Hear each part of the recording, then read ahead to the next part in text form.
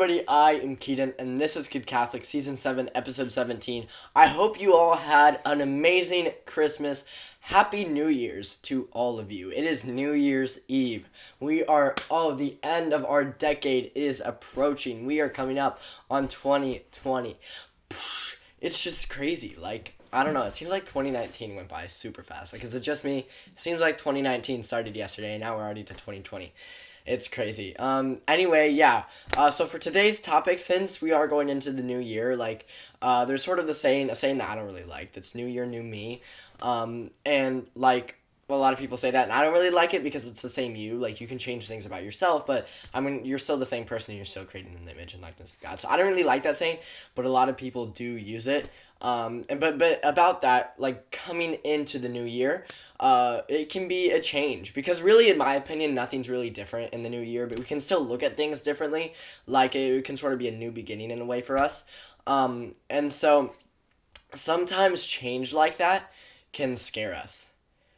Change can be scary. I'm not gonna lie. Change can be very scary, especially when it's coming up so fast. Just midnight tonight, it's gonna be a whole new year. And so I wanted to talk about fear for this episode. Because, like I said, change can be very scary. And there can be, physical fear and there can be spiritual fear. Physical fear is, being in physical danger or being physically afraid. I don't know about y'all. I am absolutely terrified of heights. So if I'm ever on a Ferris wheel or in a plane or on a giant roller coaster, I'm absolutely terrified. That's very physical fear. And recently, there was something that happened, in my home state where there was a shooting at a mall, and I was actually there. I actually was there to experience it. And it's something that I've never experienced before, and it was absolutely terrifying for me. It happened right before Christmas, and I just remember being there and running and thinking and praying, looking to God and praying, because I've never really been in that severe danger before. At least that I don't know of, right? And so it was very, very scary experience. And so I want to talk about fear and how to deal with that fear. Now, when I say physical fear, I obviously mean things like the mall, being in physical danger, right, that I was at. But there's also the spiritual fear, sort of nervousness, in a way of Satan, right? Because Satan is doing everything he can to lead us further and further away from God. Right? He's doing everything he can. Satan's ultimate goal is to get us as far away from God as possible. And so there can sort of be that fear, the fear of temptation, the fear of losing our faith, right? If we're falling out of our prayer life, we can be afraid of losing that faith with God, of losing that relationship with God. That can be fearful. That can be terrifying, right? Because God is our comfort, right? And that's a very big saying that I want to emphasize. God is our comfort, right? God gives us comfort. In time of fearfulness, in time of distress, God is our comfort. And a lot of times, even without realizing it, we don't always use him as that, right? But if you're ever in a scary situation or you're ever in a fearful, physical, dangerous situation, in the moment, then what I did at the mall is I just said little prayers under my breath of one of my favorite small prayers. It's a very tiny prayer, just 5 words. I'm sorry. I'm not good at math. I had to count. Just 5 words in a little prayer. Jesus, I trust in you. I think that's 5 words. Jesus, I trust in. That's 5 words. I'm good at counting. I'm smart, guys. Jesus, I trust in you. That's such a powerful prayer, and it's one of my favorite prayers, especially in the moment in certain situations, right? And so I absolutely love it for the sense of physical fear. And there's also spiritual fear can be very scary too. It's not as urgent, right?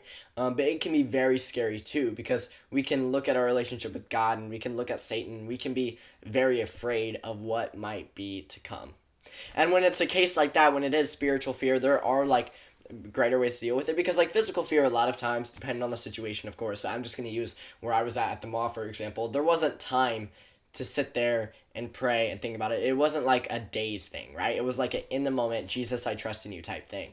Whereas spiritual fear, we might have a lot of time to ponder and a lot of time to pray about. In which case, we do need to pray and we do need to build our relationship with God, because the reality is, building a friendship, a relationship with God, it just makes everything in Catholicism so much easier, right? Nobody said being Catholic was going to be easy, but building a relationship with God sure does make it a lot easier. And fear is included in this, right? When we have true fear, when we are afraid of maybe what is to come, maybe ourselves, maybe our spiritual life, maybe our prayer life, we're afraid that we're losing our faith in God, whatever it might be. Lack of motivation can sort of be a reason for losing our faith, or can sort of be a reason for falling out of our prayer life. So let's pray. Let's pray, let's pray, let's pray. It all comes back to prayer. Prayer is the key, right? And fear, it can be very hard to overcome. It's like being physically afraid of what is to come. Like in the moment, afraid can absolutely make us shake and can make our heart stop, right? Like I experienced it and it is so scary. But I feel like in that moment, because basically what happened is I ran and I like had to hide it in a closet from a student at the mall. And in that moment, I just like remember praying, and seriously, like I was absolutely terrified. I was absolutely petrified, but what did give me a sense of comfort was God, right? And the fact that I was scared at that, and everybody was safe, by the way. Turned out safe. My whole family was safe who was there with me. They were all safe. Everybody was safe. Only one person got injured, and it was, but yeah, everybody ended up safe, by the way. But it was still a very scary situation. Yeah, but I remember like God bringing me sort of that sense of comfort, right? There can also be like distressful situations where maybe we are struggling so tremendously hard. We are struggling, we have problems, we're going through a lot of things right now. You know, in the head, maybe mentally, maybe physically, maybe mental health, whatever it is. That sense of fear, that sense of nervousness, where we're going through something and we might just feel alone. God is that comfort. I like to think of if you're in like if it's that type of fear where you just feel alone and you're going through a lot of problems, just think of a completely dark room and it's almost like an obstacle course, right? And you're in this dark room and you have to get through the end. You want to overcome this fear, you want to overcome these struggles. And it's just basically an obstacle course, but it's completely dark, so of course you're going to fail, you're going to stumble, you're going to fall. But then God is that flashlight. And if you have the flashlight in the dark room, then you can see all the obstacles. And it becomes tremendously easy to get to the other end. Is it still completely easy? No, because you still have to go through the obstacles, but you can see them now. And so you just get to the end. That's how I like to think of it, right? Like God is our flashlight in a dark hour. Where God gives us light, and then God shows us the way, right? Jesus is the way, the truth, and the life, and we know that. So whatever fear it might be, whatever fear, whether it's physical fear like I experience, right, whether it's spiritual fear, whether it's fear where we're just struggling and we need help and we need God, we can always pray and always look to God. Use Jesus, I trust in you. Pray the Our Father. Pray the Hail Mary. Look through the saints. Look to Mary. There's so many resources that we have. There's so many people up there in heaven waiting to help us, right? So let's use them. And the reality is, a lot of times in physical fear, like, you can have fear for your life, right? And we don't know when that time is going to come. And it can be sort of dark to think about. Like, we don't want to set our minds on it. We don't want to think about that, but it's true. And so we always need to be ready. We always need to be ready for whatever is to come. And we need to start building that relationship with God right now. We need to start praying and coming closer to Jesus right now. Because if you're a kid and you're watching this, then we have an advantage as kids, right? We can start building a relationship with God right now so that by the time we're an adult and things get harder, we will already be God's best friend. And things will become easier, because nobody said being Catholic is going to be easy. It's going to be difficult. There's going to be things that we have to go through. There's going to be fears. There's going to be tremendous fears. Not only just with physical fears and in-the-moment fears, right, but also spiritual fears. In a dark room fears, right? There's going to be fears. There's going to be scaredness, timidness, nervousness. And in those dark hours, in those dark times, God is our flashlight. God is our light shining, right? So let's use him as such. So now that the topic is done, do y'all know what it's time for now? It's time for the Saint of the Week. And today's Saint of the Week is Saint Rita. Now, Saint Rita's story is basically like a drama TV show. It is absolutely insane. Okay, so basically, from a young age, she wanted to enter the convent, but instead she was forced to marry a cruel man named Paulo, and they had two sons whom she raised as Christians, and that led Paulo to be a little bit of a better man. But they were in a feud. Their family was in a feud with another family, and this led Paulo to be murdered. And Rita, at Paulo's funeral, actually forgave the murderer, but Paulo's brother Bernardo did not. And Bernardo recruited Rita's sons to go and have vengeance on the murderer. So St. Rita knew that her sons were about to go kill somebody because they killed her husband. And okay, that's very violent, and I'm sorry, but that's what happened. That's extraordinary. I don't talk about violent stuff on this. That's very violent. I'm very sorry.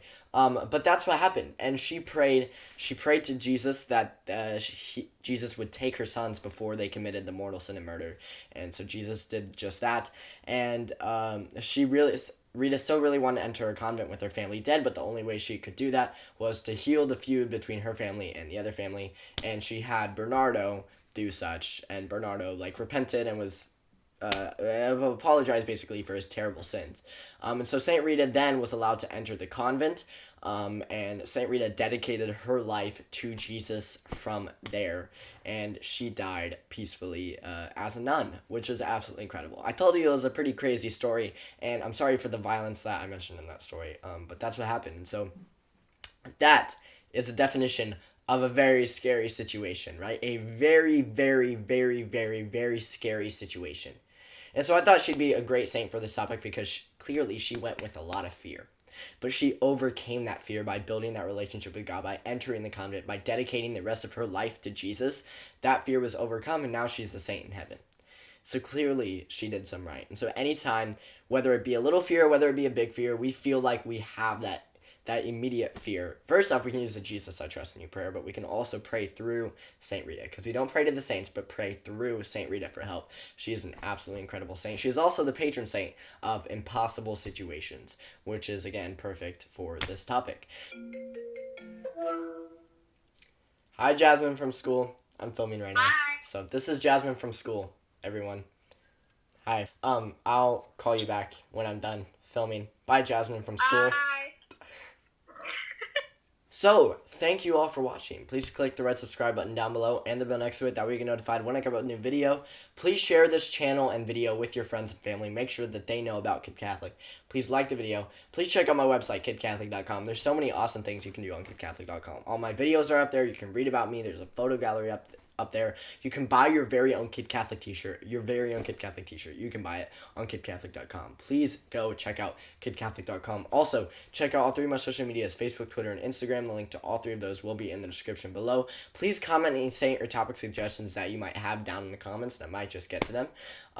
Let's see. There's a lot to talk about in my outro. Ooh, also, I get asked a lot, what's a way I can financially support your channel? And an easy way to do that is to go to amazon.com/shop/kidcatholic. If you just use that link to buy anything from Amazon, then I get part of the commission, so it helps support my channel. So if you could do that, that'd be very helpful. So thank you all so much for watching this episode of Kid Catholic. This was Keaton of Kid Catholic. I will see you all next week, and hi, Brielle.